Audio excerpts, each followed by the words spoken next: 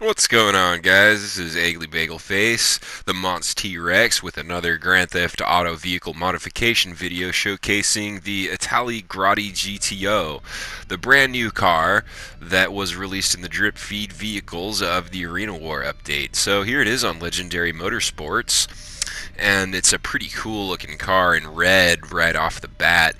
I definitely am going to order it in red. It's fast. I'm going to order it to my arena. So it's $1,965,000 stock, and there it is in my garage.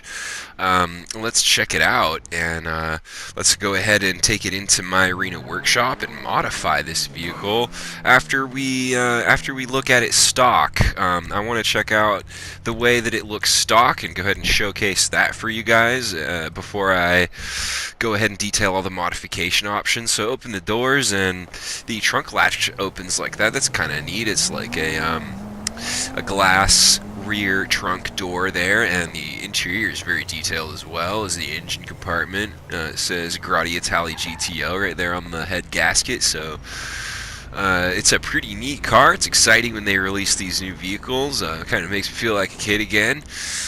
And let's go ahead and restore the doors and go back inside to my vehicle warehouse and start to modify this. The Legendary Motorsport description of this car says, when you think of the lightweight redesigns, you probably think of carbon fiber bodywork and stripped out interiors, but that's just for beginners. Step inside the Itali GTO, and the air you breathing has increased hydrogen content for extra lift. Grotti have even taken the controversial step of obliging potential owners to do their part by shaving their body hair and removing at least one kidney. Sometimes you have to suffer for perfection. Legendary Motorsports. So they're just going after the fact that the Itali GTO is expensive. Armor upgrade $50,000, brake upgrade $35,000 maximum. We're gonna go the bumper options here. Flared splitter, that's neat. Carbon canards, canards and flares.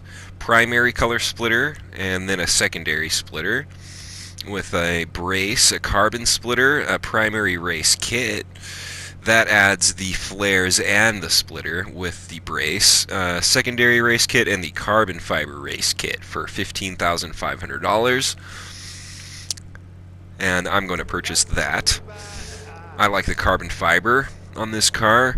I like the red color with the carbon fiber. Secondary color diffuser for the rear bumper options, primary lipped diffuser or secondary lipped diffuser. And that one looks pretty good. The final option, most expensive option, usually looks pretty good. I like to shuffle through them all to see what it entails. You can get a stock or a carbon engine block. I'm going to leave mine stock. I don't know why you'd want to change that because it matches the color of the car. It seems to change with your primary color. Your engine block is going to change with your primary color. So we've got rounded bore exhaust, square exhaust, quad circle, and quad square bore. Wow. Plenty of exotic exhaust options on this car. Hood latches, modern primary race latches, and secondary color race latches. So I'm going to go with those. You're going to be careful with the hood latches because sometimes it doesn't allow you to open your hood when you're in your vehicle interaction menu if you do have hood latches customized on your vehicle. So just keep that in mind, but the different hood options are pretty exotic on this car as well. We've got the Vanity Race Hood Competition and a competition carbon hood for the most expensive $12,500. The carbon hood isn't painted, obviously, and so it takes away from the overall impact of the flashiness of the car. So I tend to avoid carbon hoods unless it's a sports car. This is in the super class. I'm going to get the competition hood painted, my primary color painted competition hood, and San Andreas loop horn for $90,000. Pretty expensive, but I think it's worth it, and I'm really enjoying these colored headlights they released in the Arena War update. If these were to be available in Los Santos Customs or in your vehicle warehouse workshop into your office, I really think it would be a popular item. So definitely going to go with red for those, and shuffle through all the different colors to give you a flashy effect for the going to end up choosing red finally for my undercarriage lighting. And let's get into the livery options that there are available. We've got classic race stripes. That looks pretty neat. Motor market. I liked the first one with the red.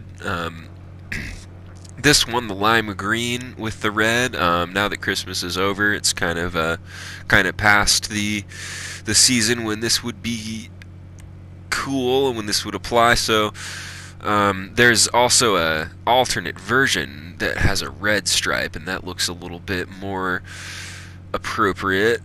The competition motor market livery is white, blue, and red, kind of a retro race RC car design, I would say, like a Tyco track car design.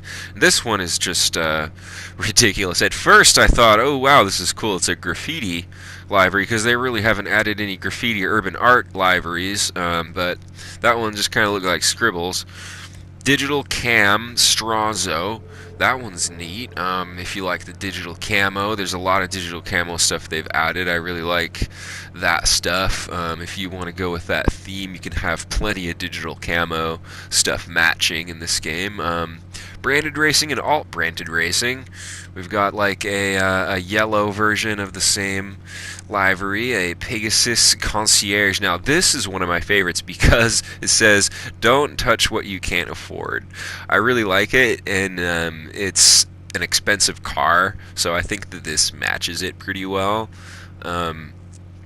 I like all the different logos, as far as the Atomic logo and the X for the Xerox logo on the back looks neat there. This is cool. Urban Racer with the traffic light, the boom box in the front. That's a little video game map kind of looking thing on the hood, and a ghost, a Pac-Man ghost on the rear. And then the last option, but not least, is Ego Chaser, and that's kind of a cool reference. If you end up calling Brucey, you can request this Ego Chaser. If you don't already know that, you can, for $500, you can call it Brucey on your phone. And Ego Chaser basically makes you inflict double damage and take half damage for 1 minute. So if you want to go ahead and beat the biker missions, alt carbon mirrors there. That just makes the mirrors a little smaller. If you want to beat any mission, you can go ahead and call that Ego Bull Shark Testosterone. Call Brucey and get your Ego Chaser.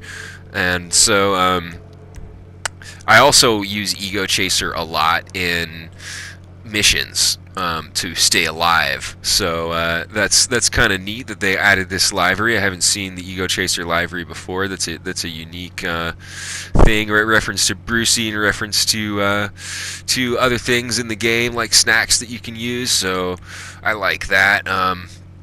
Black primary color looks great with this livery. But you know what I think would probably look the best is a lime green, because of the way that gasoline green fades to the dew yellow, which fades into which could fade into a lime green. And I think that is the way I'm going to have this vehicle for now with the Ego Chaser livery. It looks really good in red. I honestly think that this beefs it up the way that it looks in terms of the amount of flashiness and just slammed out ridiculous being a supercar modded out fully all the way.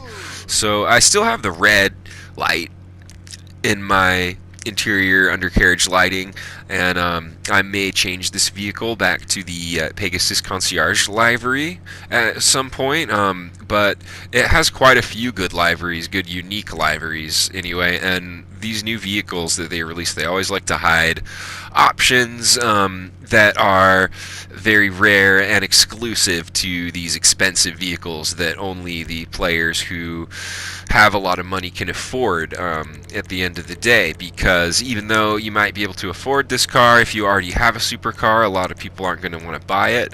But Also, at the end of the day, it really pays off to know that you have all of the newest content, and to be on top of the latest releases is a better way to become a well-rounded player in the game, because people not only see that you're driving the latest cars and that you have all the new stuff and you're playing a lot, you're keeping up on what's new in the game, and it proves that you can really become a multifaceted criminal enterprise entrepreneur in this game, to be able to collect all of these things and add them to your collection, and kind of style your repertoire in line with the image that you're creating.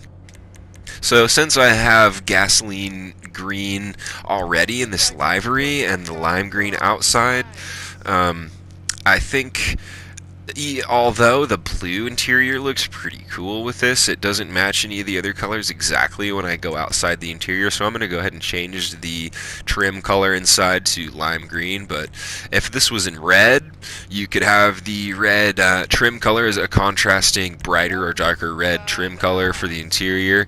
And the pictures of that I've seen on the GTA wiki for the Itali Grotti GTO really pop and really look fantastic, like a Ferrari. This car, I think, is modeled after the Ferrari, mostly, is what it reminds me of more than anything else. It resembles a Lamborghini Miura Roadster, according to the Rockstar website. Its name is a parody of Italy, where Lamborghinis come from. So it's supposed to be a Lamborghini, but I think it looks more like a Ferrari. Bagged as the Grotti vehicle, the Itali Grotti GTO has returned to Grand Theft Auto Online and is now based on the Ferrari 812 Superfast. The front bumper is taken from the Ferrari La Ferrari. The rear bumper and diffuser is reminiscent of the one found on the Vorsteiner's body kit for Ferrari 458. The hood seems to be inspired by the one found on the Aston Martin Zagato. The headlights seem to be a mix of the ones found on the Corvette C7 and Ferrari 12. So, according to the Rockstar website, there are similarities to Ferrari and Lamborghini in this vehicle, which I definitely think is correct. And the Grotti gear also looks pretty cool if you want to sport that. I know that realistic Ferrari owners are very enthusiastic about their merchandise and about sporting the fact that they're an owner of a Ferrari or Lamborghini. So it's neat to be able to also advertise your vehicle preference in Grand Theft Auto when you're racing, with the different racing suits and the Grotti or the Pegasi, whatever car that is your personal preference, personal vehicle that you like to use in supercar races or any kind of race, that you can also sport that clothing type, as far as hats even, and jackets, racing jackets. The Ocelot, the Pegasi, and the Itali Grotti gear is all very cool, especially if you want to go golf and dress up as a professional golfer. It actually kind of looks realistic to be able to have brand logos like realistic Italian sports cars and sponsors like that. So for those of us who like to role play, those role players, it's neat to have a well-rounded spectrum of not only vehicles but gear that matches those vehicles. And so that's the way that this car looks. This is the way it handles. Look how fast I'm going. I'm just kind of sailing down the road, and I'll stop on a dime right in front of that sign. You can stop before you hit things pretty quickly in this car. You're not going to be crashing all over the place. It's a smooth ride, but it's also fast. That's what I like. Compared to the Tesseract, it seems as though it's substantially as fast, if not a little faster, because you don't end up spinning out. The Tesseract can go straight fast, and this has overall better handling in my opinion, so it's a worthy investment. That's about it for the review and modification of the Itali Grotti GTO in Grand Theft Auto Online. Thanks for watching, and I'll see you next time.